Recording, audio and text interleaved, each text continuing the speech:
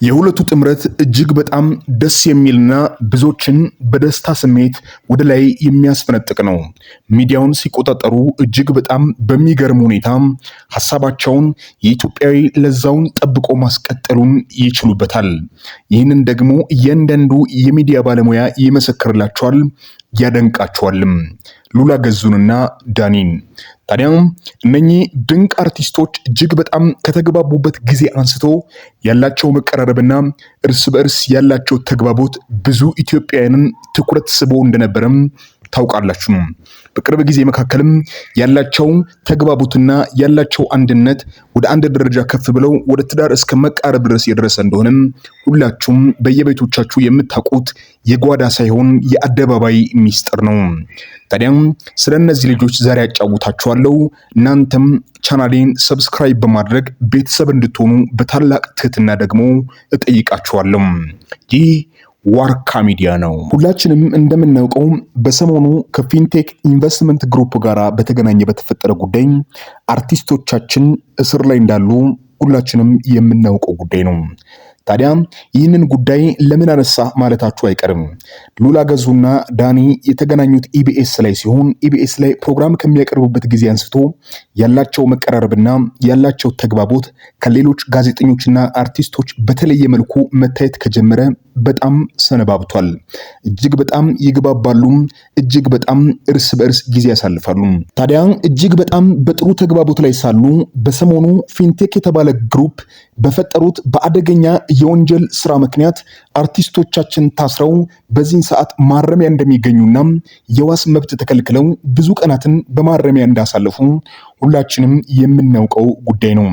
ታዲያም በጥሩ ሲግባቡበት ከነበረው ከዚህ ተግባቦት በድንገተኛ ሁኔታ በእንደዚህ አይነት መልኩ ለእስር መዳረጉና በማረሚያ ቤት እንዲቆይ መደረጉ እጅግ በጣም መራራቅን እንደፈጠረና በዚህን ሰዓት በማረሚያ ቤት ሆኖ የፍርድ ሂደት ምን ሊሆን እንደሚችል ከመንግስት እየጠበቀ እንደሚገኝና ከብዙ አርቲስቶች ጋራ በዚያው ማረሚያ ቤት እንዳለም ሁላችንም የምናውቀው ጉዳይ ነው። ታዲያ ወደዚህ ጉዳይ ከመግባቱ በፊት ከሉላ ጋራ የነበራቸው ቅርበትና ያላቸው ተግባቦት እንዲሁም ደግሞ ያላቸው የህይወት ተመሳሳይነት ቀድሞ የነበራቸውን የትዳር አጋሮቻቸውን ትተው በዚህን ሰዓት ለብቻቸው በሚኖሩበት በህይወት ስርዓት ውስጥ እርስ በርስ እንደሚተጋገዙና ያላቸውን አንዱ የአንዱን ክፍተት እየተሸፋፈኑ በጣም በጥሩ ሁኔታ እየተግባቡ እንደቆዩ ያሉ መረጃዎች ይጠቁማሉ። እናንተም በየሚዲያው የምትመለከቱት ሀቅና ግልጽ የሆነ ጉዳይ ነው። ታዲያ እነኚህ ድንቅ አርቲስቶቻችን በዚህ ተግባቦት ላይ ሳሉ ነው ድንገት ይህ ጉዳይ ተፈጥሮ በዚህን ሰዓት አርቲስት ዳኒ እስር ላይ የከተመው። ታዲያ ይህ ጉዳይ ደግሞ እጅግ በጣም ብዙ ኢትዮጵያውያንን እንዳበሳጭም ብዙ ኢትዮጵያውያንን ደግሞ እንዳሳዘነ ሁላችንም ታውቃላችሁ። ፊንቴክ የተባለ የኢንቨስትመንት ግሩፕ ለኢትዮጵያውያን በብዛት መኪና አስመጣለሁ በሚል ተልካሻ ምክንያት ከእያንዳንዱ 1000 ከሚጠጋ ህዝብ 950 ሺህ ከዛም ደግሞ የስም ማስጨረሻና ውል ማዘዋወሪያ በሚል 400 ምናምን ሺህ ብር በመጨመር ብዙ ብርን ከኢትዮጵያውያን እንደዘረፉና ያንን ገንዘብ ደግሞ ለመጠየቅ አደባባይ በወጡ በኢትዮጵያውያን ላይ የመሳለቅን የመሰሉ ምላሾችን ሲሰጡ እንደነበርም ሁላችንም ቅርብ ጊዜ የምናስታውሰው ጉዳይ ነው። ታዲያ ከዚህ ጋር ተያይዞ ይህንን የህዝብን የማጭበርበርን ወንጀል የተካነበትን አንዳንድ ስራዎችን እነኚህ አርቲስቶች ሚዲያ ላይ ፕሮሞት አድርገውታል። ህዝቡ ወደዛ ድርጅት ገብተው ከነርሱ ጋር ውል እንዲዋዋል ዋነኛና ቀንደኛ ምክንያቶች ናቸው በሚል ነው እንግዲህ የተከሰሱትም። ታዲያ ከዚህ ጋር ተገናኝቶ በዚህን ሰዓት በማረሚያ ቤት የሚገኙት እነ ሰራዊት ፍቅሬ እና አርቲስት ዳኒ እነ መንሱር ጀማል ሌሎች እነ ይግረም ደጀነን ጨምሮ ብዙ አርቲስቶቻችን በዚህን ሰዓት ፍርድን እየተጠባበቁ በዚያው ስፍራ እንደሚገኙ ሁላችንም እናውቃለን። ታዲያ ይህንን ጉዳይ ለምን አነሳ ማለታችሁ አይቀርም። በድጋሚ ይህንን ጉዳይ ያነሳሁት ደግሞ በቅርቡ በጣም በጥሩ ተግባቦት ላይ ካሉበት አርቲስት ሉላና አርቲስት ዳኒ መሃል ላይ ይህ ጉዳይ ልዩነት እንደፈጠረና ተራርቀው እንዳሉ ሁላችንም የምናውቀው ሀቅና ግልጽ የሆነ ጉዳይ ነው። ታዲያ ከዚህ ጋር በተገናኘ በትላንትናው ፕሮግራም ላይ ሉላ ገዙ በድንገት በንግግር መሃል ያላትን ጉዳይ ዳኒ በመጥፋቱ ምክንያት እጅግ አዝኛለሁ፣ እንዲያውም ደግሞ መጥፋት ባልነበረበት ሰዓት ጠፍቷል እያለች በመሃል ያላትን ስሜት ሳትደብቅ በሚዲያ ላይ ስትናገር አስተውልናታልም። ታዲያ ይህም የሚናገረው ቀድሞ ከነበራቸው ተግባቦት አንጻር አሁን ላይ በመራቁ ምክንያት እጅግ እንደከፋትና ምናልባት የሚወጣበትን ቀን በጸሎት የተጠባበቀች እንደሆነም ሁኔታዎች ከዚያም ያስታውቃሉ። በጣም በሚያስደንቅ ሁኔታ ደግሞ ይህ ጉዳይ ሉላ ገዙን ራሱ ይመለከታት እንደነበረና እርሷም ለአምባሳደርነት ተጠይቃ አይ ፈጽሞ አላደርገውም በሚል ሪጀክት አድርጋ ከዚህ ጉዳይ እንደራቀች መረጃዎች እየወጡ ይገኛሉ። ቀድሞ ወደዚህ ጉዳይ እንዲያውም በመጀመሪያ ደረጃ የተጠቆመችውና ህዝቡ ዘንድ ሴቶች አምባሳደር ሲሆኑ እጅግ በጣም ተወዳጅነት የሚሆንበት መንገድ ስላለም ሉላ ገዙን በመጀመሪያ ጠይቀዋት እርሷ ይህ ጉዳይ በደንብ አላሳመነኝም፣ ስለዚህ ከምወደው ህዝቤ ጋራ ሊያጣላኝ ይችላል፣ ይህንን ጉዳይ የክብር አምባሳደር ሆኜ ለመስራት ውስጤ ፈጽሞ ፈቃደኛ ሊሆን አልቻለም፣ ውስጤ ፈቃደኛ ካልሆነ ደግሞ ለእናንተ ስል አላደርገውም በሚል በጣም ግልጽና ወሳኝ በሆነ አቋም ከነርሱ ርቃ በራሷ ሳይድ እንደቆመች እናንተ የምታውቁት ጉዳይ ነው። አስቡት። በዚህን ሰዓት እሷም ሰርታ ቢሆን ኖሮ ከኢቢኤስ ቴሌቪዥን 2 ፕሮግራም አቅራቢዎች በእስር ቤት ይገኙ ነበርም።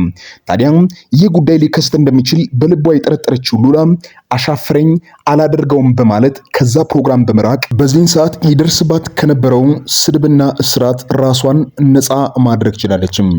ታዲያም በዚህን ሰዓት በዚህ አይነት ሁኔታ እያለች ከኔ ጋራ አብሮ ይሰራ የነበረም ከጎኔ ይቆም የነበረም ያማክረኝ የነበረም ውዱ ዳኒ ካጠገቤ ርቋል፣ ስለዚህ የሱ ናፍቆት ደግሞ እየተሰማኝ ነው የሚል ጭምጭምታ ያለው ንግግር ከአንደበቷ በመውጣቱ ምክንያት በብዙዎች ዘንድ አነጋጋሪነቱን ቀጥሏልም።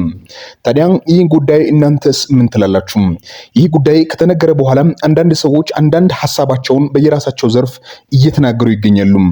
ምናልባት የፍቅር ስሜት በልቧ ስላለም ስለራቀም ደግሞ ስለከፋትም ምናልባት ያናግራት ስለነበረ ያ ደግሞ ከጎኗ ስለጠፋ ከፍቷት ይሆናል ብለው አንዳንዱ ሐሳባቸውን እየሰነዘሩ ይገኛሉ።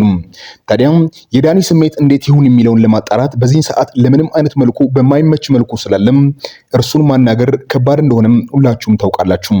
ይህ ጉዳይ ከተፈታ በኋላም በሰላም ወደ ኢቢኤስ ቴሌቪዥን የሚመለስ ከሆነ ነገሮችን በመልካም ሁኔታ እንደገና ተመልሰን የምናይበት አጋጣሚ ቅርብ እንደሆነ 100% ተስፋ እናደርጋለን።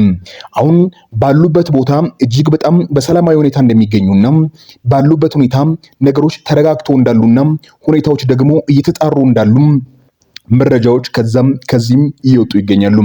ህዝቡም ታዲያ ይህ ጉዳይ በሰላም እስካልተፈታ ድረስ አርቲስቶቹ መፈታት የለባቸውም።